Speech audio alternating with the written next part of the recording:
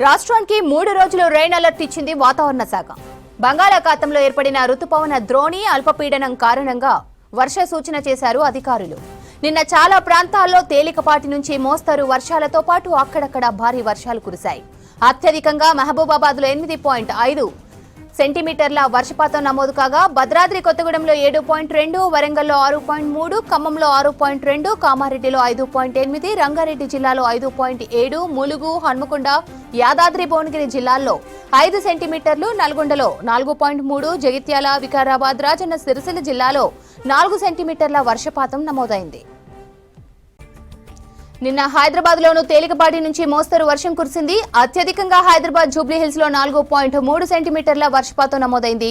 ఖైరతాబాద్ 4, మలక్పేట్, గోషమహల్, హయత్ నగర్ లో 3.7 సెంటీమీటర్లు, ముషీరాబాద్, చందానగర్ లో 3.6, సికింద్రాబాద్, సరూర్ నగర్, షేర్లింగంపల్లి, యూసఫ్గూడ, అంబర్పేట్, పటాన్చెరు, రాజేంద్రనగర్, మెహదీపట్నం, కార్వాన్, చంద్రయానగుట్ట, ఎల్బీ నగర్ తో పాటు చాలా ప్రాంతాల్లో నిన్న 3 సెంటీమీటర్ల వర్షపాతం రికార్డైంది.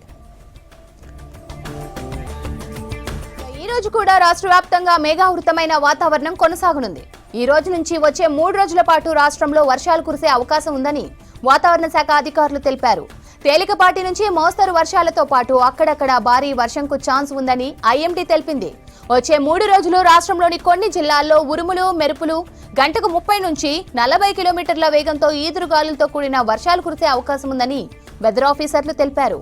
ఈ రోజు రాష్ట్రంలో అక్కడక్కడ భారీ వర్షాలు కురిసే అవకాశం ఉండడంతో పలు జిల్లాలకు హెచ్చరికలు జారీ చేసింది ఐఎండీ.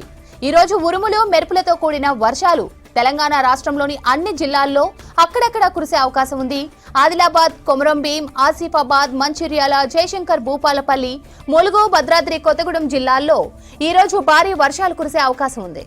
ఇవాళ రాష్ట్రంలో ఉరుములు, మెరుపులతో పాటు బలమైన ఈదురుగాలులు వీచే అవకాశం ఉంది.